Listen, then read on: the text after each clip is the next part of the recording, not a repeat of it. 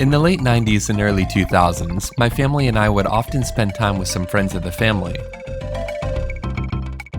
My brother and I were the only kids there, so while the adults would sit around and talk about taxes and Roth IRAs, we would slip away into the other room, where an SNES sat hooked up to a small, fuzzy Mickey Mouse television set. They had some great games, all of which we spent a lot of time messing around in, and usually not getting too far. But one of those games was especially interesting.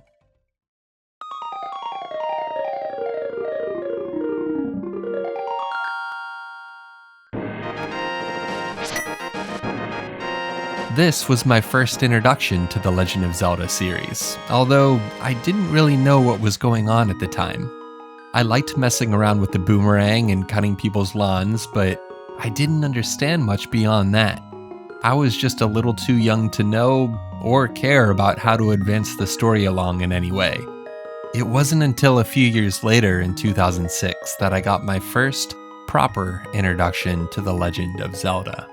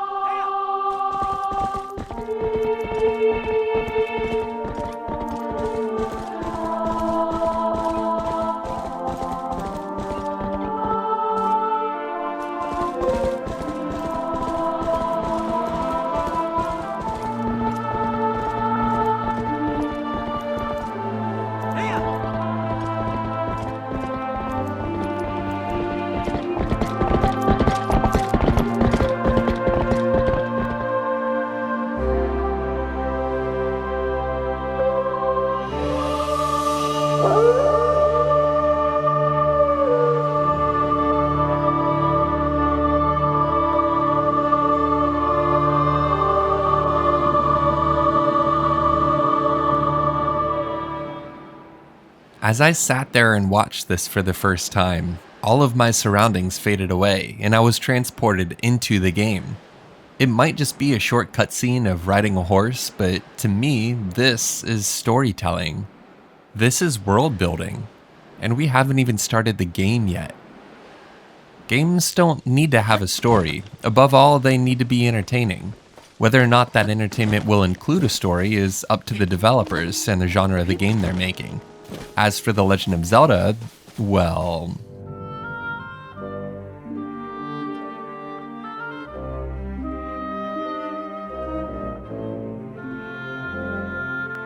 For the games that have it, storytelling in video games has always been incredibly important to me, and a lot of games do it extremely well. But there's something that the Legend of Zelda series does that many others don't, or at least not to the same degree.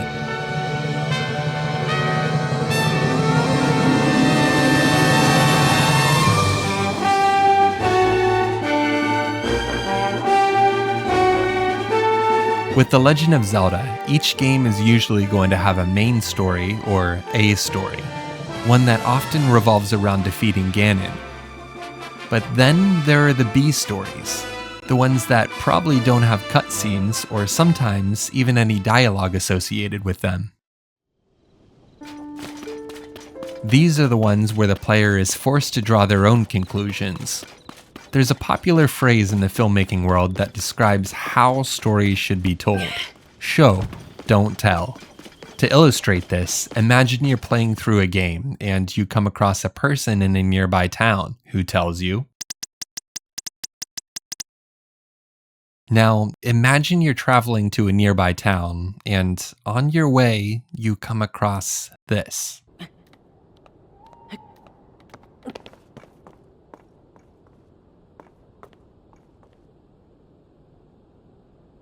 Which one feels more impactful?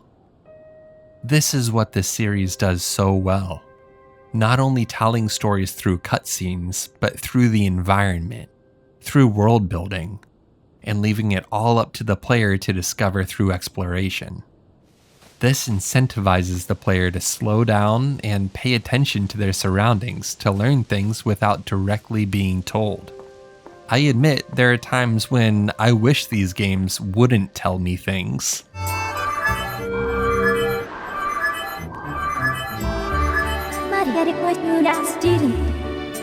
But even so, the Legend of Zelda developers like to leave a lot of room for speculation, which in turn empowers the player to piece together their own narrative about the world. This empowerment of the player is something that I think you'll find is a reoccurring theme in this video.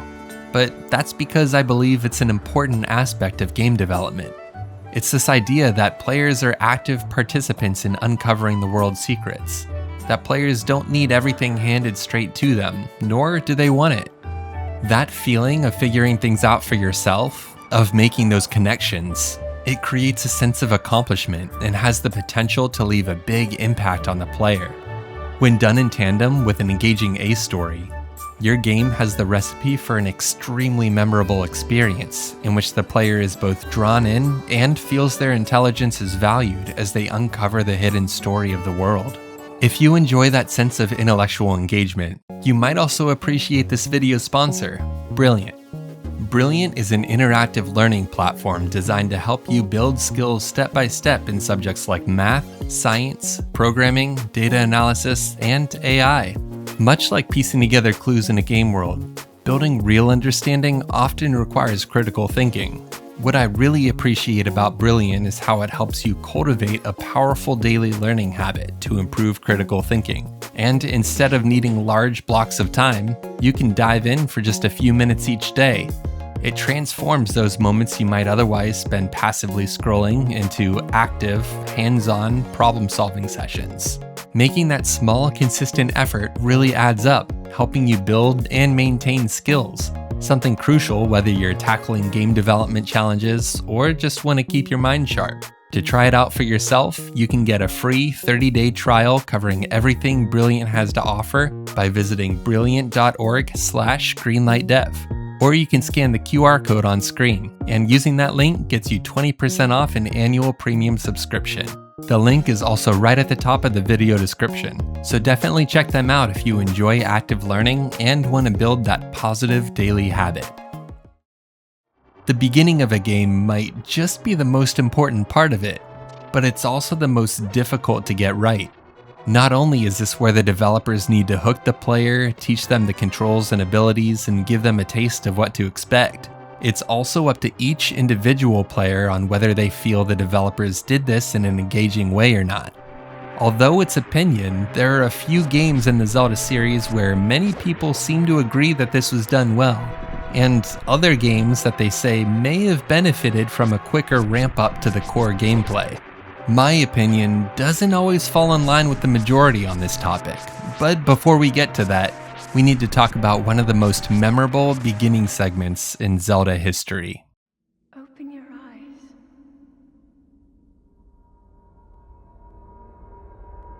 Open your eyes. Wake up, Link. The Great Plateau in Breath of the Wild is a masterclass in creating a tutorial level that both teaches the player the fundamentals and does so in an engaging way. You're basically dropped right into the game, but a bite-sized version of it.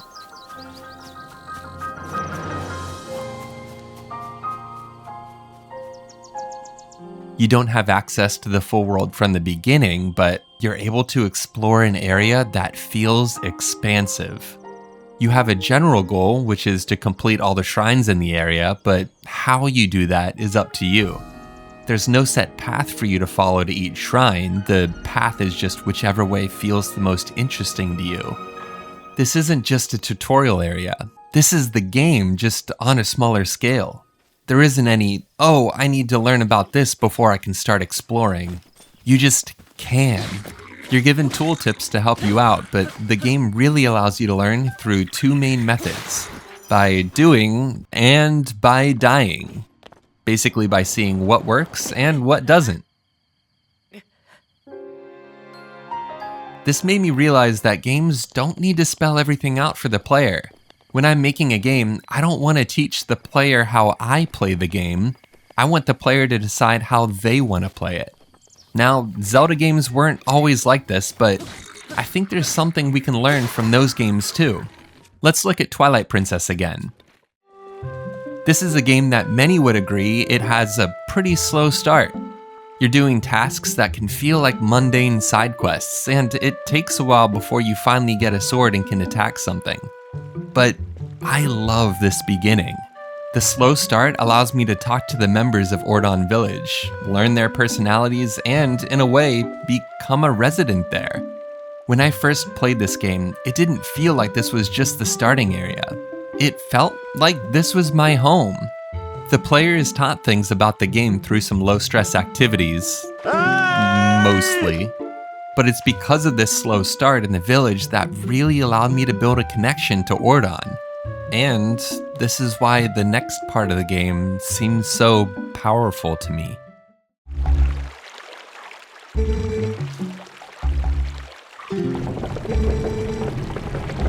In the game, while we were away from the village, it was attacked and the children taken.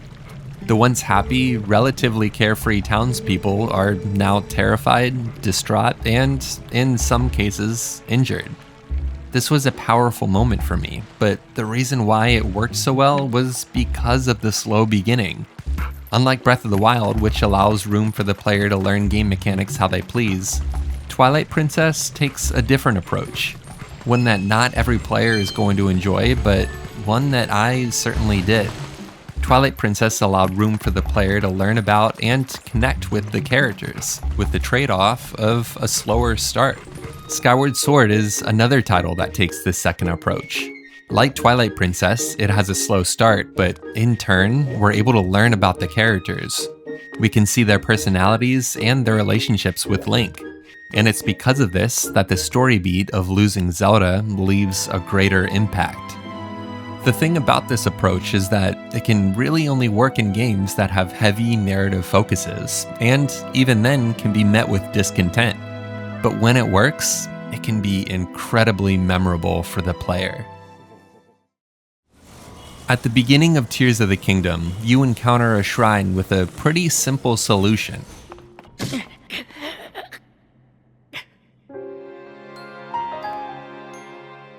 This is where you're first introduced to the Ultra Hand ability, which allows you to pick up and detach objects together. You reach a point in the shrine where there's a rail and some materials next to it, and your goal is to reach the area on the other side.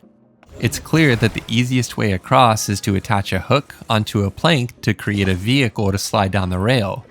But part of the beauty of this game, as well as Breath of the Wild, is that your solutions are only limited by your imagination. I love the idea of developers giving players tools and a problem, then taking a step back. But of course, these games have massive budgets and resources to fight off the many bugs and glitches that come with this freedom. So what does that mean for the average indie developer? Player agency can come in many different ways, and it doesn't always have to be a Breath of the Wild or Tears of the Kingdom level of freedom. Something as simple as adding additional dialogue options can make the player feel like they have more control over the story and gameplay. Even the more linear entries in the Legend of Zelda series still include some level of player agency.